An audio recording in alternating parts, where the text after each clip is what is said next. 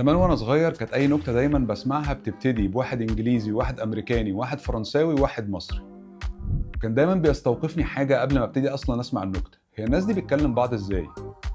اللغه زي ما هي ممكن تسهل حياه البني ادمين لو هم عارفين لغه بعض، وممكن تقدرهم لو انت في مكان ما بتتكلمش لغه اهله. نفس الكلام بالظبط ينطبق على الاجهزه الذكيه. لو ابتديت مشوار بيتك الذكي هتلاقي اسامي وحاجات طلاسم. تسمع واي فاي ودي عارفينها، بلوتوث تمام، تسمع عن حاجه اسمها زيجبي، زي ويف، ماتر.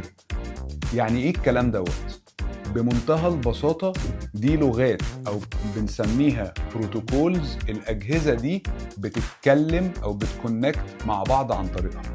وانا النهارده هحاول على قد ما اقدر ابسط لك كل واحدة فيهم والفروقات ما بينهم، ونحاول نبص كده هو بنظرة بعيدة شوية. مستقبل السمارت هوم رايح على فين؟